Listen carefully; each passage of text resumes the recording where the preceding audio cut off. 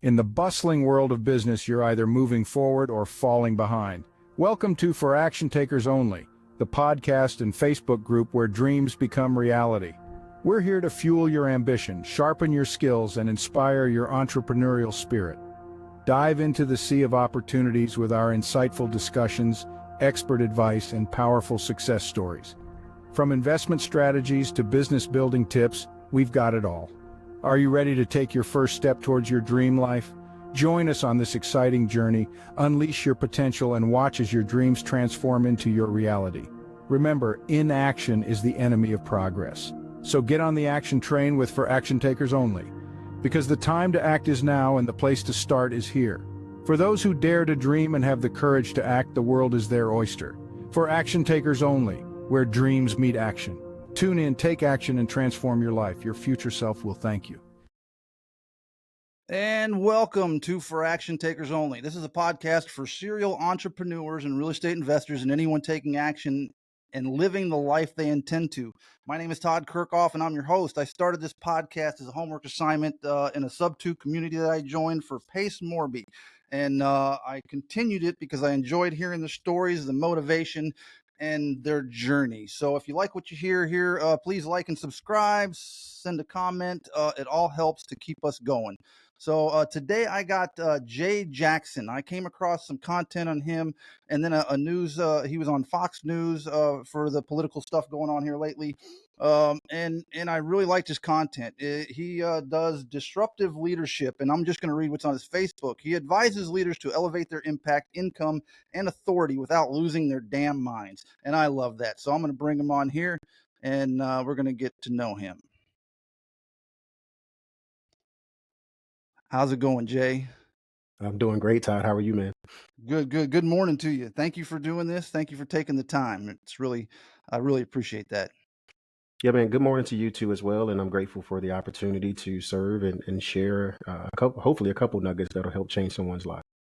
Cool. So I want to get in and talk to you about, I came across your thing, your disruptive leadership first off, but I also saw that you had a ministry. So I like the both, that you're doing both. I think it's very important in business to have a spiritual life also. So that's just my opinion, but I tend to gravitate towards others that also do the same. So I'd like to hear about your ministry. Yeah, so ministry and having that spiritual side of things is a good opinion to have, and anybody that disagrees with it, man, we'll pray for 'em. But yeah, so Serve, Impact, and Prosper is the name of our ministry. It comes from a place of my own pain, my own passion, and my own desire to serve and help people. And so I grew up in the church. Everything that my church was having, my mom and grandma made us attend it, whether it's choir rehearsal, Bible study, bake sales, car washes, you name it. And then I joined the military. And once I got into the military, of course, that was all about serving our country and protecting people. And when I transitioned out, it was a struggle of a transition. One, because it wasn't my choice to transition out. The military the Department of Defense did a major drawdown after the Iraq and Afghanistan wars. And so about 250,000 of us had to find our next opportunity. And so I just wanted to create my own mission, vision, and values. Serve, Impact, and Prosper is what those are my values. But the ministry came from a place of, like I said, pain, where there were times where my wife and I, we couldn't afford to go and buy groceries, trying to, make sure all of our bills and everything were taken care of while we were trying to get business and everything up and growing. And so it was just some challenging times. And so we always made a promise that once we had the opportunity to, give back and feed and help people who are less fortunate than us, that we would do it. And so we were living in Tampa when we started. It was really just us kind of standing in our kitchen, making sandwiches, bags of chips and bottles of water. And we would just kind of drive around the downtown Tampa area, go by the bus station, the train station, and we would give out, meals to the less fortunate. I like to call them the transient community. I don't like to call people homeless because I think everyone is just in a transition period. Some might be longer than others. But we started there, and we have now relocated to Georgia, which is a whole nother story on how we got to Georgia. But Since being in Georgia, now we serve a senior community. We only focus on the 55 plus community because for me, once you get to that age range, it's kind of difficult to say, hey, I'm going to develop a new skill, or, I'm going to go back into the marketplace and, continue to try to earn a living wage, especially when you get to that age. There's some things, the fastball starts to slow down, and, the physical ability starts to decline. And so we said, hey, we're just going to serve those who can't serve themselves anymore. And if you're 55 and below, you can go develop a skill, or you can go get a job, and you can take care of yourself. And so right now, we serve one community. We feed on average about 300 people per month. Right now, my ultimate goal, and we've got a couple of weeks left in this year, is to add a second community so that we can double that. We're on track to achieve that goal. And then my goal for the ministry in 2025 is to have a total of 4 senior communities so that we can get up to about 1,000 people per month. That's awesome. So, and how long have you been doing that? When did you start that? We've been at that this April will be 2 years. So April 2025 will be 2 full years that we've been doing the official, nonprofit organization ministry. Okay. So you said you came to this and started it from a point of pain. What was going on? Was that from past military and stuff like that, or and just Yes. struggling? You said struggling with bills and Yeah, so when I transitioned out, it was a hard transition. It was a hard landing. Like I said, it wasn't my choice to transition out. My goal was I would still be in the military today, to be honest with you, Todd, if it were up to me, because I loved everything about, our country, everything about what I was doing. And I really believed at that time that that was my purpose. But when I transitioned out, I struggled. I struggled with PTSD, major depressive disorder. And so the first 5 years of me being out, and I just hit 10 on September 29th of this year, okay. the first 5 years of me being out was just me trying to reacclimate to, being a civilian. Like, I joined the military when I was 19 years of age. And so at 19, I didn't know what it meant to be a civilian and be an adult. And so Wow. the rest of my adult life, it was all military, customs and courtesy, structure, systems, processes, team. And it was just certain values and a certain mentality that we are developed, while we're in the military. And so once I transitioned out, I had to learn how to be a civilian. There were things that, I saw or did, and most civilians looked at me like I had 2 heads and a tail growing out of my behind. And I looked at most civilians like, hey, you guys have no head. Like, what's going on? And Right. so those first 5 years, man, they were just a struggle. Me trying to, get my mental health together. I went all in on personal development. And so once I got myself together, after those 5 years, man, that's when we said, okay, now I transformed, I've changed, I, recreated or redefined, who I am, my new identity, no longer a military member. I am a veteran, but there's more to me than just that. And so we struggled. And so my wife, she did everything she could to, hold us down. She went to work every single day. She worked overtime. We did everything we could to, live within our means and within our budget. But it's just, there were some months where there was too much month at the end of the money. And so sometimes we had to make some choices between, hey, do we float the light bill, No, or the car I know insurance, that. or yeah. Yeah. So we just had to do what we had to do, brother. Yep. You're right. So how long did you do in the military? 15. Yeah, 15 15 years. years. So you didn't even did you get your a full retirement since they kind of pushed you out or no? Yeah, so no retirement. There was a severance package, but you run through that. You ran through that annual 1 years of pay. We ran through that super fast. One, because at the time we weren't, financially literate as we are right now, and so we ran through that super fast. I did get an honorable discharge. I do have my, VA disability benefits, but no retirement. Man, I'm sorry to hear that. I thank you for your service and I'm sorry they did that to you. No, man, it's life, brother. And I'm Right. still serving, just in a different uniform. To be quite Right. honest with you. Yep. Right. Well, I thank you again. Now tell us about disruptive leadership. When did you start that and what's that about? So disruptive leadership is just who I am. All right. I've been a disruptive leader even while I was in the military. To be quite honest with you, I've always questioned the status quo. Anytime I would go to a new base, regardless if I was overseas or stateside, and a process or a procedure was done a certain way, I would always ask the question of why. Why are we doing it this way? Or, what makes us do it this way? And then people would, oh, well, it's always been done that way. I mean, I get that, I understand that, but the reason why we start something or initiate a process 10 years ago doesn't necessarily mean that we have to continue to do it that way 10 years later, because there's always going to be a more safer, more efficient, more economical way to do things. And so I've always been a disruptive leader. I just recently started, the getting serious about the YouTube channel and things like that, because I'm starting to see YouTube a little differently than I have in the past. But yeah, I've always been a disruptive leader. My family will tell you, they used to call me crazy, like, hey, that's crazy. Why are you thinking that way? Or why are you behaving that way? I've been called crazy and weird, my indifferent, my entire life, man. So I've come to embrace it. And so, yeah, that's just who I am. All right. So what's your main, you mentioned a little bit about YouTube and starting to grow that again. What's your main one right now? What's your main social media? Is it TikTok? Well, I don't know. To be quite honest, at first it was Facebook. And then once this TikTok thing took off, when I went viral a couple of weeks ago in the middle of the election, and Barack Obama and Magic Johnson, they made some statements in regards to why men aren't uh, fancy of or in support of Kamala Harris. And when I saw Magic Johnson do it, I was kind of like, okay, guy, whatever. And then once Barack Obama did it, it really pissed me off.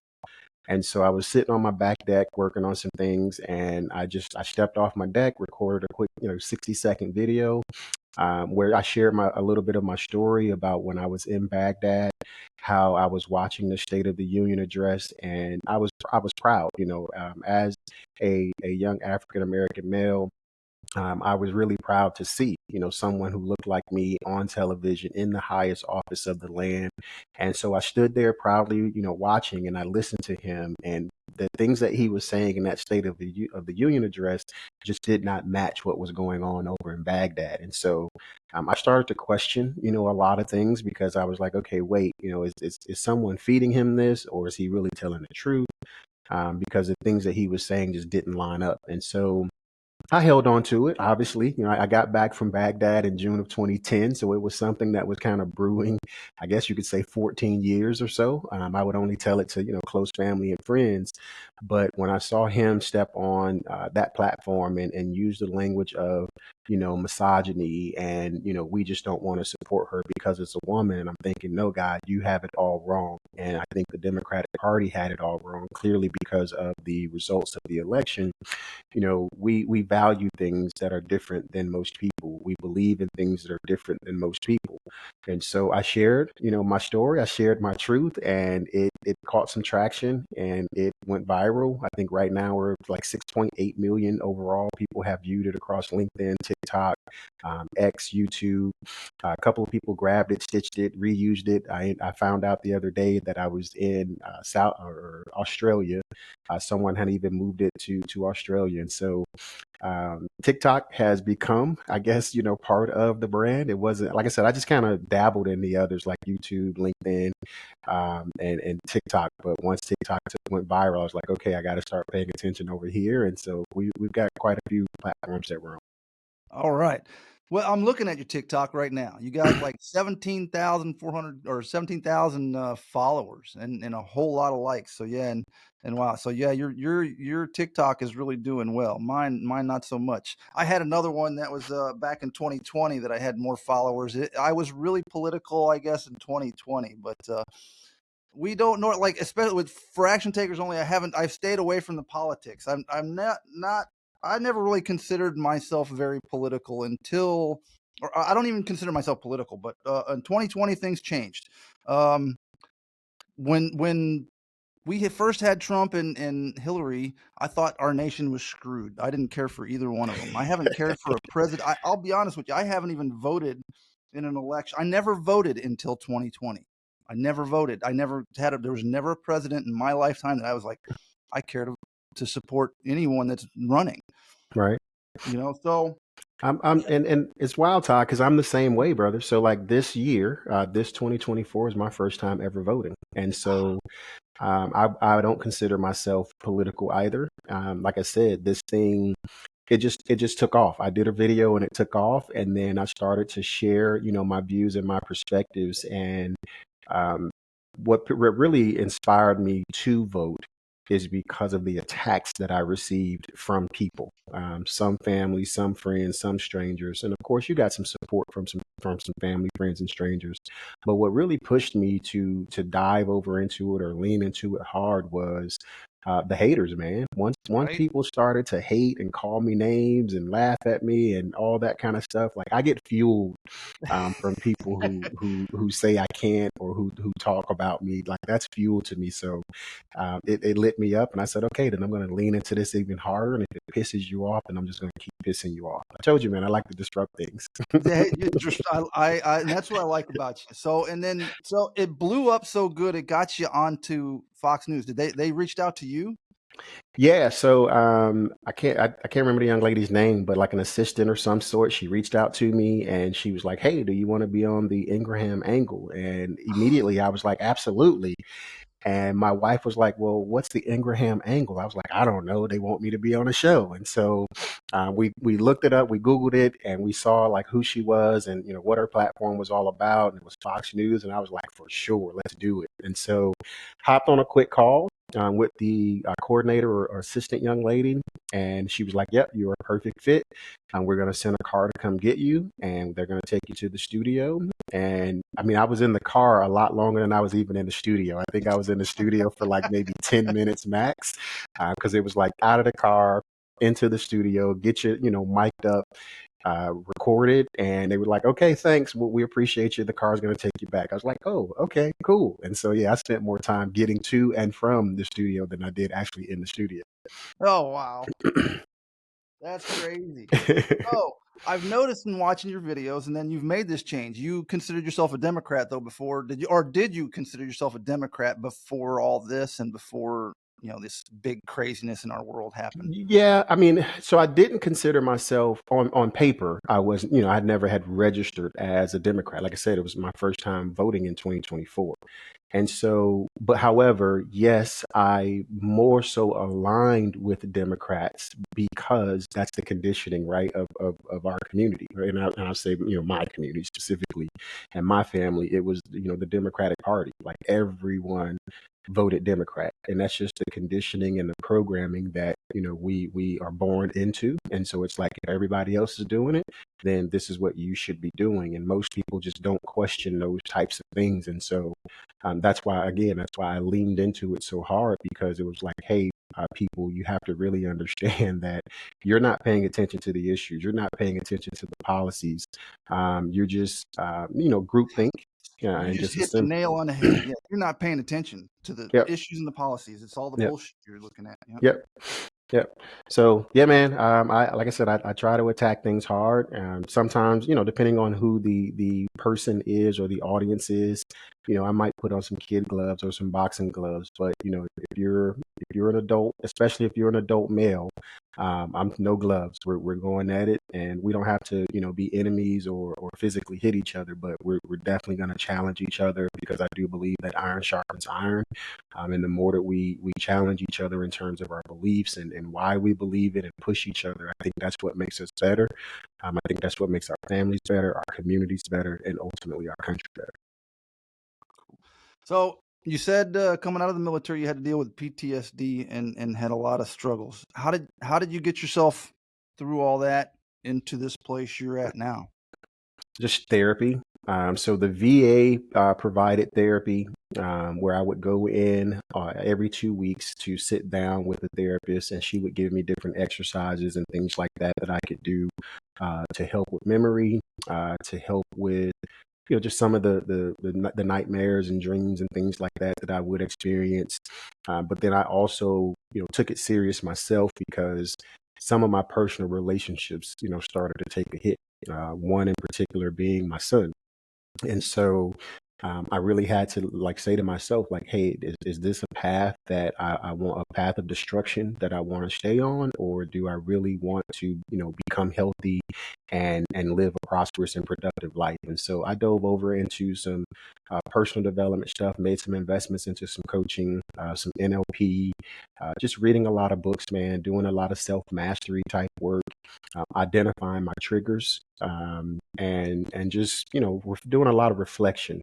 Just making sure that every single night I was intentional about sitting down and saying, okay, what could I have done different today? What did I do good today, and how can we build on that for tomorrow? And then just this, like my wife went and got this book called like a shadow work journal. And in that shadow work journal, it has several exercises where you literally have to go through a process of going as far back as your childhood as you can, and just really peeling away the layers of you, as an onion, so to speak, and getting to the root cause of, why do you have this trigger? What caused it? And what can we do to be able to identify it and then, eliminate, as much as possible, anything that triggers you, makes you angry, make you sad, so on and so forth. Okay. How long would you take it? You said about 5 years or so before you started really pulling out of it, or? I think, yeah, it was about 5 years before I finally started to say, you know what, I think I'm okay. Of course, my therapist, my wife, a couple family members, they would identify some things that, like, hey, you don't do this anymore. I'm happy for you. Or, you've gotten better at that. But for me, it took me about 5 years before I finally felt like, okay, I'm good. I'm good now. And I don't, need as much therapy, or I don't need as much attention on what I say or how I behave as much as I used to in the past. Cool. So, have you always considered yourself an entrepreneur? Oh yeah, brother. That's goes back to pre-military. Whether it was cutting grass, washing cars, you name it. I mean, breaking leaves. I've done it all. I shoveled snow when I lived up in Detroit, Michigan. So I'm a military brat. I've lived in 6 different states before I graduated high school. My stepfather was in the Navy, and so everywhere I went, there was always an opportunity. So candy, you name it. I've done it all. Once I got into the military, while in the military, I had a lawn care business where I did residential lawn care. I actually made more money through my lawn care business than I actually did from my military check. And then I had a food trailer business and I had to shut the lawn care business down when I went to Baghdad because I didn't understand, systems, processes, and infrastructure. I was just hustling. Mm-hmm. And then once I got back from Baghdad, I bought a trailer and turned it into a food trailer with, stainless steel tables and fryers and all of that fun jazz.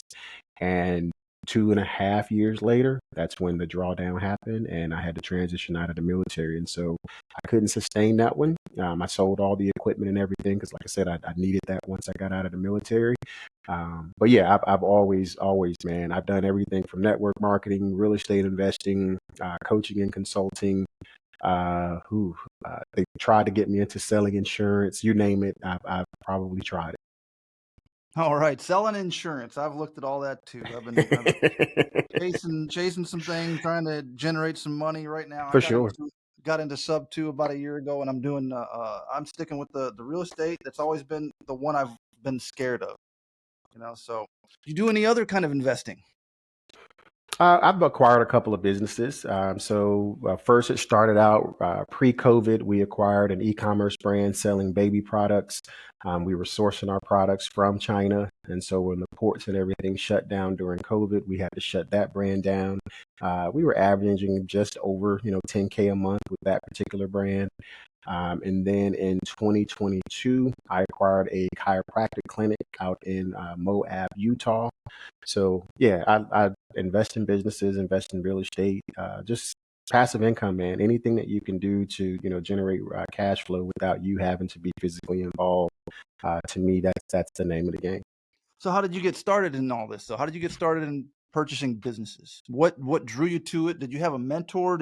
Was there like did you see a YouTube video and be drawn to it and then okay, I'm going to follow these instructions? Yeah, yes. I don't know if it was a YouTube or a Facebook ad or one of those, right? So I saw an ad. It piqued my interest. opted into something, I'm sure like a lead magnet or something, ended up in a Facebook community at the time and invested into a coaching program, that they offered. The biggest and most important thing that, really excited me at the time was you can actually buy businesses with, little to no money out of your pocket. And so Mhm. that was the thing that excited me. And the more I was in the program, the more I started to, well, the more people started to tell me and the more I started to accept that, the skills that the military had actually, conditioned and trained me, to have were skills that were, just strengths, right? That every business, needs, every organization can benefit from. And so I just kind of had some things, I think naturally, God given was part of it, but then a lot of it was what the military had given me. And then of course, my years of, starting and failing at my own businesses, that actually helped me as well. And so you just take all of those years of experience and your education into it and you go for it. So how many businesses have you bought and sold now? So haven't sold any, but three purchased overall. So So acquired you three own, overall. so you have 3 businesses you own right now. So four that I own right now, plus the ministry. Okay. And how active do you have to be in each business for it to continue going? You, I don't want to be active in any of them, to be quite honest with you. You hire a team. Like that's the most important thing. Of course, you want. This is Jay's philosophy on business buying. So ideally, I want to buy a business that is cash flowing or generating in terms of revenue and profit a minimum of $1 million per year. The reason being is that that's enough for you to pay your staff, keep your operations going, but also be able to give yourself a salary. And it doesn't have, if you've got multiple, assets or multiple revenue streams or multiple businesses that you own, that income doesn't have to be, $250,000 from each one. I mean, you can literally say, hey, look, I want to take 75K from, each one, just some financial strategy kind of stuff, and you can funnel it through a nonprofit. And there's some different strategies and things like that that you can do to maintain your lifestyle, make sure you've got sufficient cash flow, but most importantly, you want to make sure that you've got a competent team in place that can manage the day-to-day operations without you having to be involved. And then you just have whatever meetings you need to have with your staff, and you set the goals and the targets and the KPIs, and you make sure that they're hitting their targets. And if not, we need to understand why are we not hitting our targets and what adjustments do we need to make sure that we do. Wow. So did you have a mentor or someone help you buy your first one? No. Or any training? Where did you learn how to do this? Well, so You for start the learning. I won't say I didn't have a mentor. So the coaching program that I invested in, there was a guy who provided like training modules and education and things like that. And then there was a community of folks that you could, ask questions and so on and so forth. But that first business, no, I went out to a site. There are several sites out there, but this particular one came through a site called Biz by Sale. Mhm. And I reached, I basically submitted a form, and several people will reach out to you if uh, if they're interested or monitoring that inbox. And the broker reached out to me, and we coordinated like several Zoom calls with the owner. My wife and I flew out a couple of times to physically go visit the place and kind of do our due diligence, and it just happened. Of course, I got a couple of friends who are good at certain things. So I've got an accountant friend who went through and did my evaluation to make sure all the numbers and everything looked great. I did some research in terms because it's a chiropractic clinic. I had never owned a chiropractic clinic. So, I did some research. I went to a couple of chiropractic clinics, got some adjustments to kind of see, hey, what are they doing good? Asked questions while I was, getting an adjustment. So like I really did some real world boots on the ground research where, I might pay $100 for me to get an adjustment and a massage. But at the same time, I'm literally asking whatever question I want to ask of the doc or of the physical therapist, the front desk receptionist. And that's really how I got all the information that I needed to make that decision. All right. So chiropractic clinic. What made you or what? How did you decide these are some good cash flowing? Where did you find the cash flowing businesses? That's, I guess, what I should ask. Like I said, you can find they're everywhere. Like I said, there are sites that you can go search on. You of BizBuy, you course, said one, yeah. yeah, Biz Buy Sell is one that you can go search from. You The got the Crexy and LoopNet, yeah. Yeah, LoopNet is definitely one. The thing that I've found to be most advantageous for me is being active in your local community, right? So anytime there's a meetup or a chamber of commerce type event, some type of economic development event in your local community, go to those events because what's going to happen is you're going to have other business owners who attend those events. And once you understand your buy box, so with me, for example, I look for motivated sellers, some folks that have a lot more gray hair than they do anything else. And those folks who are either, looking to retire, they don't have a succession plan in place. They're ready to either start the next chapter of their life. And so they clearly have a problem. They don't have, because they don't have a succession plan in place. You're, like I said, you're still serving, man. You go in to solve a problem, to help someone get out of a situation. And if you want to get a deal done and they want to get a deal done, there's a way to structure a deal to where, you can put a little skin in the game, a couple grand, just to kind of show them, and I would, in a real estate context, kind of earnest money, to show that, hey, I'm committed to getting this deal done. And you can structure deals in a way to where you basically can continue to pay the owner a salary, every single month, but also keep your operations going. And that's how you basically pay the owner from the cash flow of the business, from the future earnings of the business. All right. Well, that's what I wanted to get into too. How did you have to have a whole lot of money to buy your first business? How did you? Nope, 8 grand. So, 8 grand. yep, and all of that was pretty much closing costs. So of course, the attorneys, the broker, making sure everybody got paid out as far as the deal is concerned. And I took on the majority of the closing because I wanted to get the deal done, and I didn't want the seller to have to come out of their pocket just to kind of sweeten the pot in terms of getting the deal done. And so it was 8 grand, and that was it. And then of course I took out a cash flow loan on the back end. Once I acquired the business, I leveraged the business's financial history and records to go out and get more cash so I could keep the operations going. Okay, so as a business owner and also, as military, we go through hard times. So, what kind of struggles have you gone through being a business owner? Um, you name it, man. Chiropractor, needing to move and relocate because his dad died, and so I got to find another chiropractor to come in and step in for him. Um, People not being capable or have lacking the capacity to be able to do the job at a very high level, and so you got to find and replace them. Cash flow shortages because you might have some financial the structure of a business might not be good when you first acquire it, so you might have to make some cuts to make sure that you have more cash flow to keep the business going. So there are just a lot of issues and or problems that you run into when trying to whether it's even starting a business, right? Trying to identify your target market, putting building out infrastructure. Like that's the biggest thing I think that keeps a lot of businesses from reaching their full potential, because the business owner doesn't make that shift from solopreneur or entrepreneurial type thinking.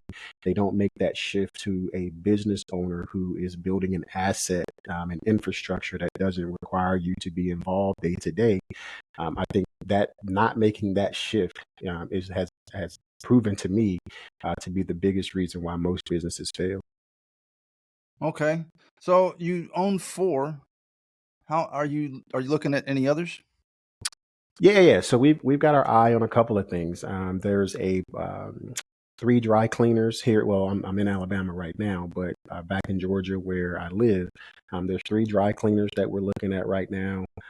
There's also an insurance agency that we're looking at right now. So those are the two. So the 3 dry cleaners are one deal. So one owner has 3 dry cleaners, and then there's an insurance agency we're looking at. Okay, wow. So you didn't have the experience being a chiropractor, but you got a chiropractic office, and it's in another state, right? Yeah. Yeah. Okay, so pretty much you just let that run. It's running itself. Yeah, so I mean, you sit down with the doc, once a week. The doc and the office manager, you sit down with them once a week. We meet for 45 minutes to an hour, and we just kind of talk about, hey, how did last week go? What were our numbers? What would you guys like to start, stop, or continue doing? And that's pretty much it. You go out and I try to go out quarterly and visit. Just kind of meet with the team, do lunch, do dinner, hang out with them, things like that. But yeah, you don't have to in anything that you do, you don't have to be the specialist for that particular business. Like there are people who specialize in, for example, like a chiropractor who he loves to do adjustments. Crackbacks is what I like to say. He loves to crack backs. I've never cracked a back, never been to school to crack a back. So you pay them to do that job, and you own and control the asset. So the takeaways I'm looking at, you don't have to have money. He started it with 8,000, or started first business 8,000. Second is you don't have to have the experience. You don't have to be the know-it-all in the business. And you can go in there and take something over and make it work. Yep. So it's not impossible. So those are my takeaways, and that's what I'm trying to get to other people, and that's what I'm still trying to pound in my head, because I want to get into more business. Right now, I look at single family real estate, and I'm like, this isn't really where I want to be. This isn't what I want to invest in. So I'm doing wholesaling right now just to try and generate some cash. But businesses have been looking at, but that developed a new fear in me. So I have these fears I have to overcome. I've been like, man, real estate was a big one for a long time, and like I said, I avoided the hell out of it. I just avoided Gotcha. it. I got into doing stocks, and I threw a bunch of money away there before I decided, well, that's just not working. I need to find something that's working. For sure. So, I just a hustler doing different things. I was a musician for many years, so that was a big change. Yeah, man. Yeah, and the fear that you mentioned is normal, right? I try to tell people like we're not going to just dismiss any feelings that you have. Like you have to trust your gut, trust your intuition.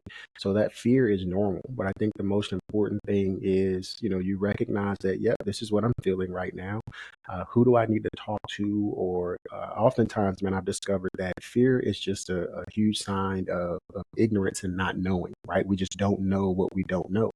That's And it. so if you, have the right relationships and the right information, you can make the most informed decision. Your fears will go away. And then, of course, as with anything, whether it's riding a bike or driving a car, man, the more that you do it, and the more you immerse yourself in that thing, the more comfortable you become, and the faster you can go. So you mentioned going to events. How often do you go to events? What kind of events are you hitting? It's been a minute since I've actually been to, you mean, are we talking about conferences and workshops, or are we talking about the local, like, community type events? Any, what? Yeah. So, community type events probably once a week, whether it's a REI type investment meetup, whether it's a Chamber of Commerce type event. Yeah, I probably go to something at least once a week. I have not been to like a huge conference in quite some time, and that's just because I'm just in a different space right now. Like when I first started the whole online entrepreneur space, I would go to conferences and workshops all the time, and that's just because I was like huge information gathering, right? Just trying to get all the nuggets that I could possibly grab. But just now I'm in a different space now, so it's more smaller, intimate type events, whether it's masterminds and things like that. So it's I've shifted since over the years. All right. Have you ever thought about doing your own event? Have you ever thought about teaching others how to buy businesses? Is that part of what disruptive leadership is leaning towards? So we have done a couple of events. We did them more so when we were in Florida, California, and Florida. I have not done an event since living in Georgia. We do plan to restart our events, and yes, mergers and acquisitions will be a part of it. We did some coaching and some mentoring on it a couple of years ago before I transitioned to Georgia. But once I transitioned to Georgia and, the ministry started to take off, it's been kind of, a challenge, I would say. And that's why I was saying to you, as far as, me getting a couple more infrastructure things in place before I add anything else to my plate. So how long have you been in Georgia? What brought you to Georgia? So I'm coming up on 2 years in Georgia. What brought me to Georgia was I met my biological father for the first time about 2.5 years ago. Oh, wow. So yeah, like I said, I was living down in Tampa. My mom decided that she was going to try again, right, to reconnect with me with my biological father.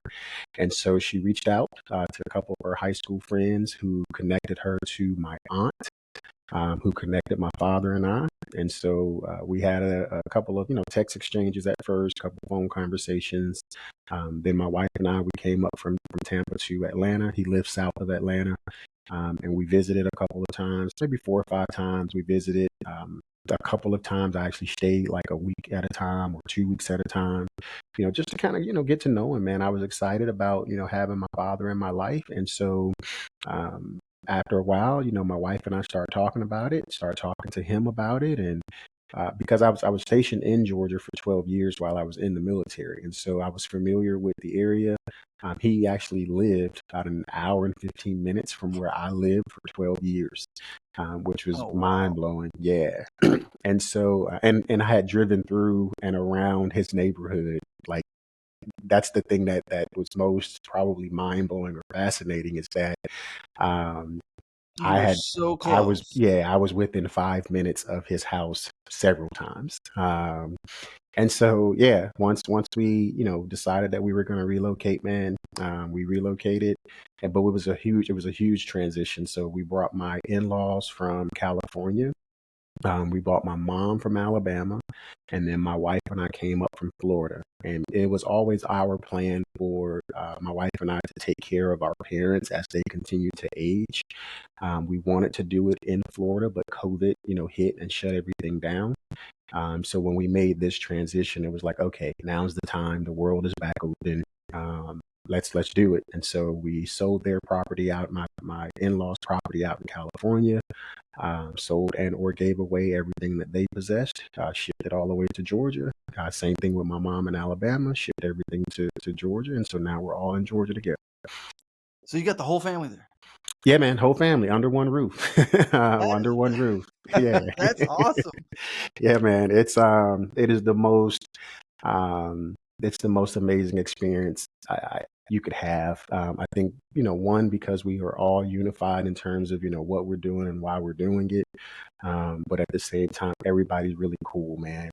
My father in love, and that's what I call him. My father in love is the coolest dude on the planet. He's just like, my wife and I, we just say he's so cute because he's just a little old dude that just kind of wants to drink his coffee, drink his MGD, smoke a cigar, and watch his sports. That's all he wants to do right now, man. And then my mother in love, that's literally almost what she does. She just kind of watches her little shows, has her little rum and coke, smokes her little cigarettes, and they just kind of hang out, man. So yeah, the parents are all retired, and yeah, we're enjoying them and loving on them, man, for as much time as we will be allowed to have them. And so we're just trying to keep them happy and healthy for as long as we can.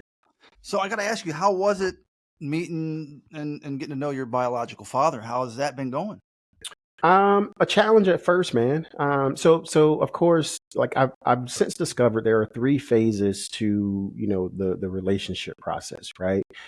So of course, the first phase is we idolize our parents, where, our parents are amazing. If you have decent parents growing up, I'll put it that way, because not everybody does. True.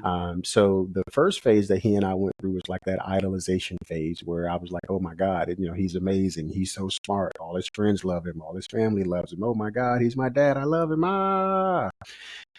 And then, the more we started to hang out with each other, the more, of course, like, the human side of him starts to show itself. And I went through this villainization phase of him, where I was like, damn, I can't believe you said that, or I can't believe you did that. But at the time, like I said, I was very immature in my understanding of the phases that I'm talking to you about. And then now we're in this phase of humanization, which is the third phase. And so in this third phase, I accept him for who he is. We're learning, we're growing with each other. I think the last probably 6 months have probably been the most. I'll say 6 to 9 months have been the most fascinating, because we've done a lot of things that I would think most boys would want to do with their father. Like, we literally, tossed a football in the backyard, man. And I'm 44 years old, but I felt like I was 5 years old. We went fishing for Father's Day. Again, I'm 44 years old, but I felt like I was 5 years old. And then even like the last, probably 2, 3 months with things, me going on Fox and me sharing my views and me sharing my perspectives, he literally said, he's like, hey, I finally get to see a glimpse of like who you really are, what you represent, what you believe in, what you value. And so I think that has actually helped our bond as well.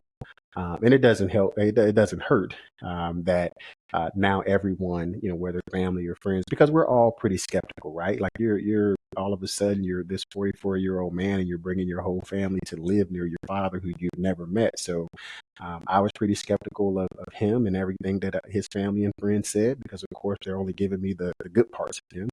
And I'm sure, he was pretty skeptical of me, because it's like, what does this dude want? He's 44. I haven't, I've been a part of his entire life. Now all of a sudden I got to be a father to a grown man. So that's been a challenge, just me learning how to be a son, to a father, and then him learning how to be a father to a son, because I'm the only boy that he has. So that's been a challenge, but man, we're loving on each other and we're growing, and everything's pretty cool. And so that started about 3 years ago. Yeah, Well, so we're moving coming there. up. Yeah, we're coming up on 2.5 years. I think January will be 2.5 years since I met him, and then 2 years that we've been living in Georgia. So what kind of pullback did the rest of your family, though, wife and everybody, say? Hey, do we really got to move to Georgia? Is this really necessary? You don't even know this guy. No, man. My wife is a trooper. Cool. She trusts me. She knows that. I mean, we've known each other. Oh my God, 23 years. We met while we were. She was 18, I was 19, living over in England. So we've known each other 23. Ooh, shucks, going on probably 24 years now. Yeah, January will be 24 years that we've known each other. And so she trusts me, and she knows, and I've shared with her, and I've lived that, every decision that I make is going to be based on what I think is best for our future. Will I always make the best decisions? No. I'm going to make some mistakes. I am a man. But she trusts me to be the leader of our family, and she trusts the vision that, I have for our future in terms of, the lifestyle that we want to live, when we can't take care of ourselves anymore. And so, no, she just trusts me. Of course, I gotta have a moment of selling it to her. Like I gotta have a solid plan. I gotta tell her, hey, here's how we're gonna do A, B, C, D. But she trusts me, and of course, as long as I, can give a clear picture, put a solid plan together, show her how we're gonna do it, financially. She trusts me, and we do it, and she jumps all in, and she rides with me, man. But you got the in-laws there too. Yeah. Is she the one that pulled the in-laws along, or did y'all sit down and say, hey, we want? Did y'all sit down and discuss this? Hey, we want everybody to come move here. This is what we want. We want our family to be tight. We want our family to be close. Yeah, so the in-laws thing, that's hers. The in-laws living with us, that is 100% hers. I've always said that I didn't want any more kids, right? And as you know, as we get older, we return to being kids. Yes. And so I didn't want any more kids, but she always wanted to take care of her parents once her parents got to a place to where they couldn't care for her. And so I adopted that from her. So bringing my mom into it, and that was always her plan. And so like I said, when we left California, we were leaving California because the cost of living in California was way, cheaper than it is in Florida. But Florida still gave us a lot of, the weather and the lifestyle things that California brings. And so we were going to move everyone to Florida. But like I said, COVID shut it down. The in-laws, it was a challenge. So they lived out in California for 47 years. Oh, wow. And so they're originally from Ohio. My father-in-law joined the military, got, stationed in different places overseas, but he got out of the military out in California. And they raised her and her brother out in California. They were there for 47 years. So getting them to relocate from California was the challenge. More so for my mother-in-law than it was for my father-in-law. He was ready to go. He was just like, "Look, I'm ready to go. I'm ready to sit down. I'm ready to retire. I just want to chill."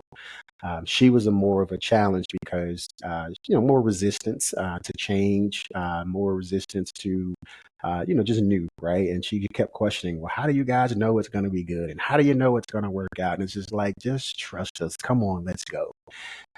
And of course, the day that we got ready to get her on the plane, she had a bit of a panic attack where, the plane was stalled for a couple of minutes because we had to calm her down. But once we got her calm, got her to Georgia, now she's like, oh my God, because like the property that we're on, she gets to see the deer and the fox and the armadillo and everything else kind of roam through the backyard of the property. And so, yeah, she's in heaven right now, man. So outside of that, it's been a pretty smooth transition. So let me ask you this: is that your main network now? They're your main. They got your back. They're the ones holding you up when you're hitting hard times. They're there. You got your family. You got the Yeah, best yeah. network there is. Yeah, man. Anytime that, like, whether it's a negative thing or a setback, or whether it's a good time, right? They keep me grounded. They keep me just kind of level, right? They don't allow me, and I think it's not even won't say that they won't allow me. They create space for me to just be me, right? Like I don't have to wear a certain hat or mask ever. Like I can be the same me at home as I am when I go out in public. And I think that's because of who they are. They allow me to be me, where, if I'm passionate about a topic or passionate about a project or whatever the case may be, they don't interfere. They just literally say, "Here he goes again." All right, and so they're just kind of there for me, man. That's awesome. I love hearing that because families are so divided these days. My For family sure. is, our family's really divided. So Gotcha. we moved down here to Texas, and part of our family's up in Chicago, and like my brother lives in not too far from me, but we don't talk much. Gotcha. Yeah. And I'll say, I don't get me wrong now. Like that's just my nucleus of who lives in my house. We do Right, but have that's an some strained awesome thing relationships. to have. When your family is like that, I think it just really it really strengthens everything. It just really tends to help out because when your For sure. family's not involved, it adds an extra stress, I believe. And you're For or if sure. you're fighting with your family about your decisions, man, it really puts a lot on somebody. I agree. I agree. So let me ask you this: during COVID, you got how many businesses did you own during COVID? Did you buy any during COVID?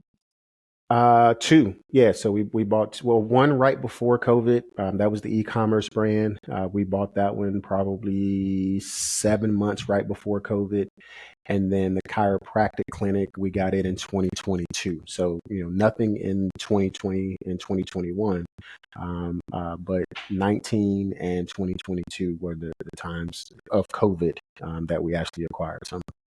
And like, all right, so you're going into COVID. You have two businesses. Did that play any? Hey, man, this doesn't look good.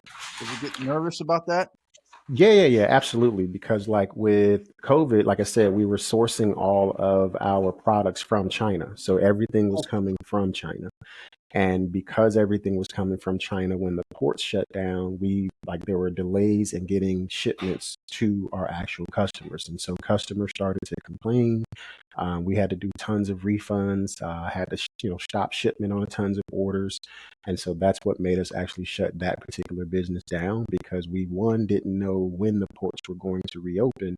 And there weren't any, sources outside of China where we could go and get, similar products and keep our SKU numbers and everything like that the same.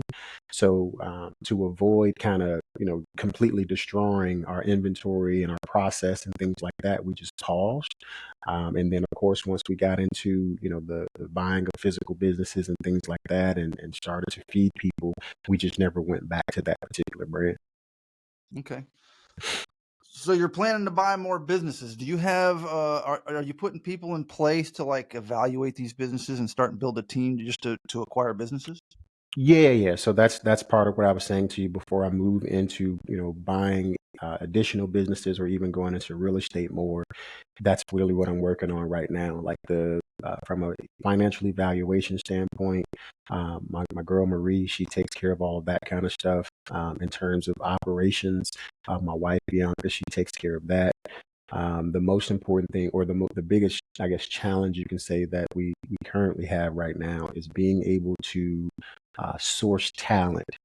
Because in some cases, the team that's in place will want to stay on, but then in some cases, some team members might say, "Nope, I'm ready to retire. The owner's retiring. I've been with this owner for 20, 25 years. I don't want to work for a new owner.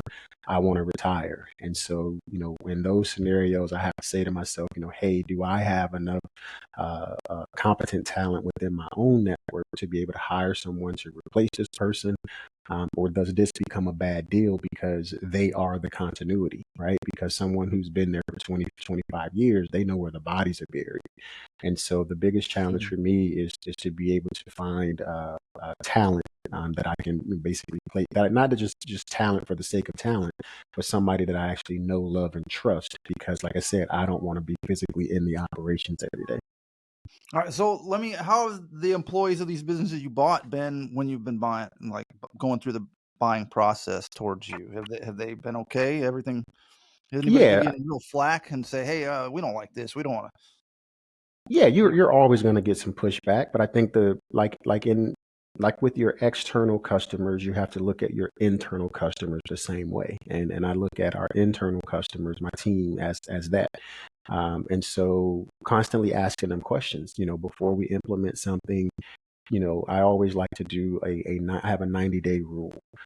Meaning we don't change anything within the first 90 days. That first 90 days is just we're observing, we're monitoring the data, and we're asking just tons of questions. Because if you don't ask tons of questions, you don't understand, why people are doing the things that they do. Like again, hey, why have Mhm. you guys been doing this way for the last 15 years? Help me understand that. And so you just ask tons of questions, and then a lot oftentimes they'll say, "Well, I don't know why. We've been doing it that way since before I got hired." Ah, okay, I understand now. And well, what do you think about us doing it this way? And they'll say, "Well, if we do it this way, then it's going to disrupt this, and if that's disrupted, then this is going to be disrupted." And so you just kind of map it out and see the impact of different decisions. And then once you understand the impact of different decisions, some things you maintain, and then some things you change. Okay, so you got to go in and pretty much watch it for 90 days, see how it's operating, and then you can start making suggestions. Or is Hmm. that's pretty much how you do it? And then Yep.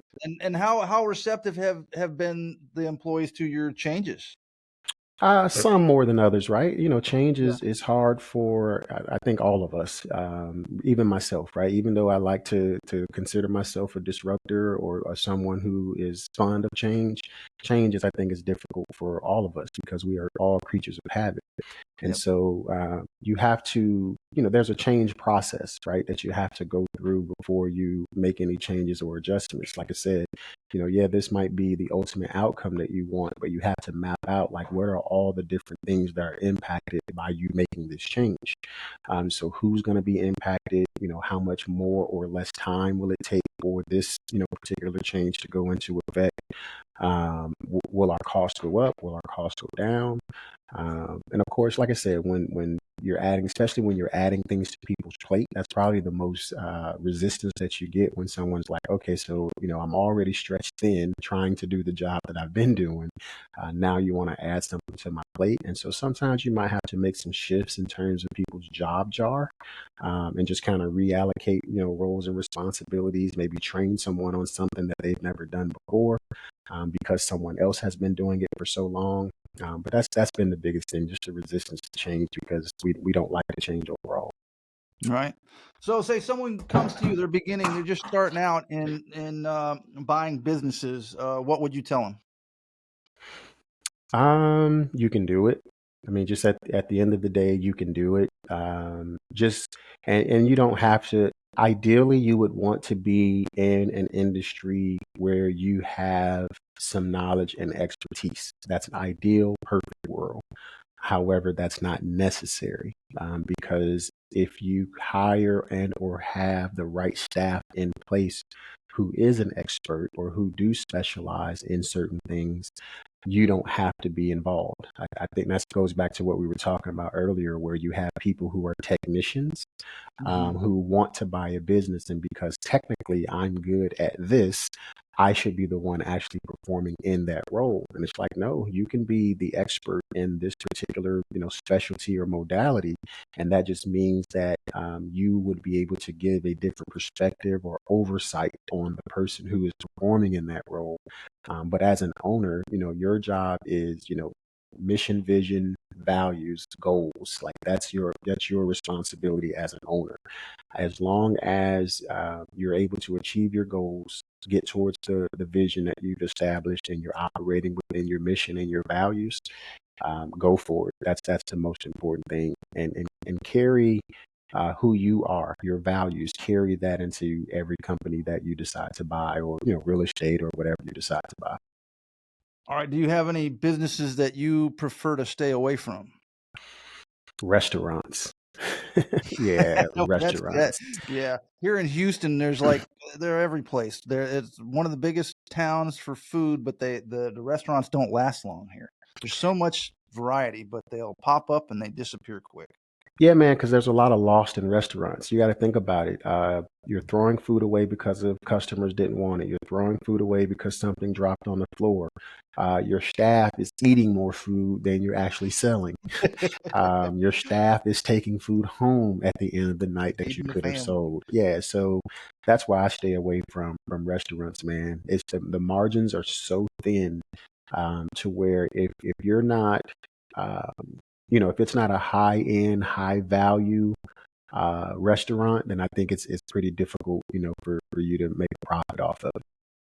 Okay. So out of your four, do you have a favorite business out of your four that you got right now? Probably, yeah, the Disruptive Leaders Alliance, man. Just our community and our mastermind group is my favorite right now, because it allows me to just be with people. Like I love people. I love being around people. I love engaging and interacting with people in terms of what their goals, their visions, their dreams are, what their problems are.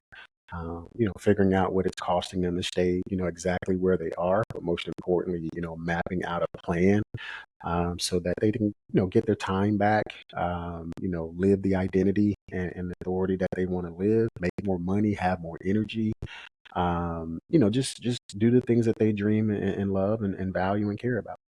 So how do people find the disruptive leadership and get involved in your mastermind group?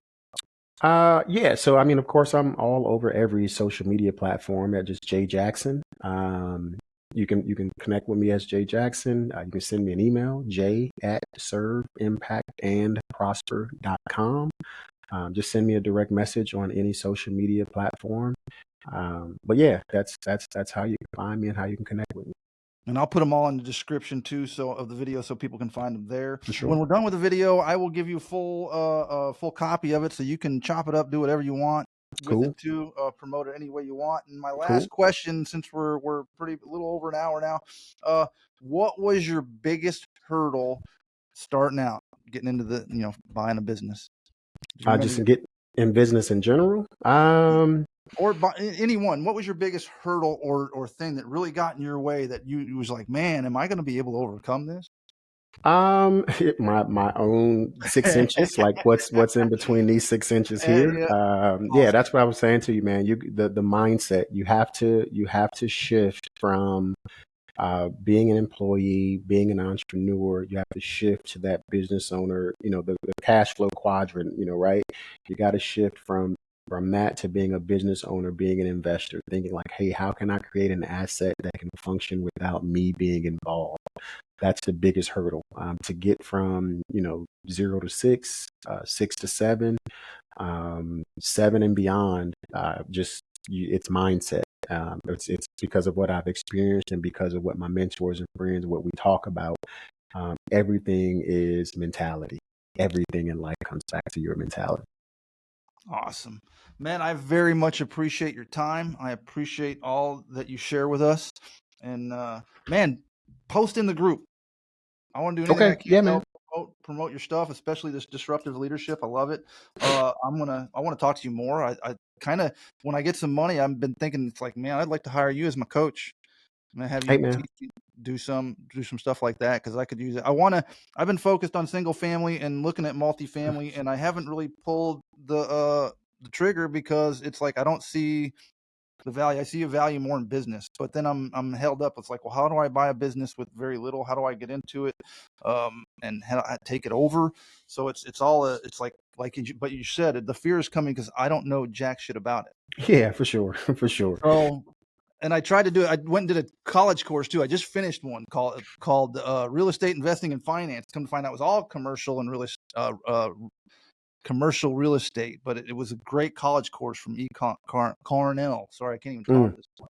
But you just finished that, and boy, that added a lot of confusion. But I learned a lot. But I'm still a little lost in that. So, yeah, and I'd like to talk to you a whole lot more. I'm going to want you to have you on again eventually too. So Yeah, man. maybe have you as a regular business voice on here.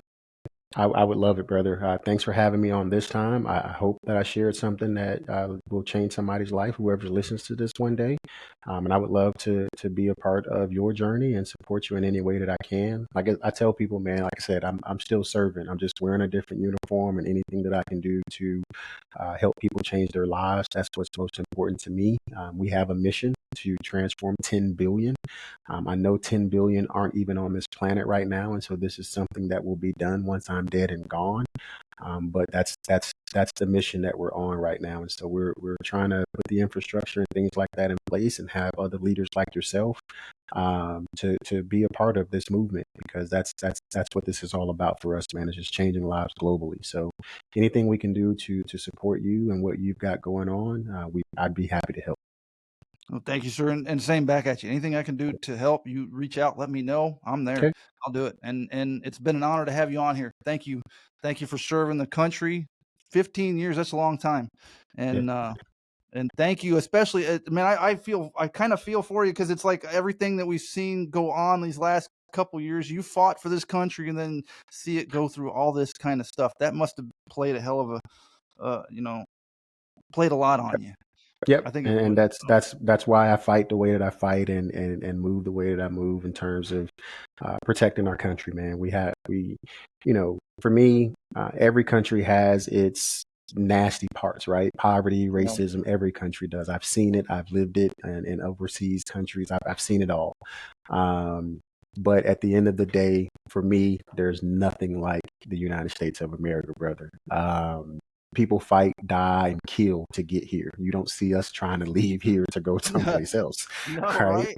right? So the freedoms and liberties that we have, yes, I put my life on the line, and a lot of my brothers and sisters have actually died to protect us so that we can have the freedoms that we have. And so as long as I'm alive, I'm going to do my part. And so business is a part of that, helping other people live and families live healthy and prosperous lives, and focus on generational wealth. That I'm still in the fight. I'm just wearing a different uniform. Awesome. Thank you again. And again, it was an honor. And y'all go find Jay Jackson and Disruptive Leadership.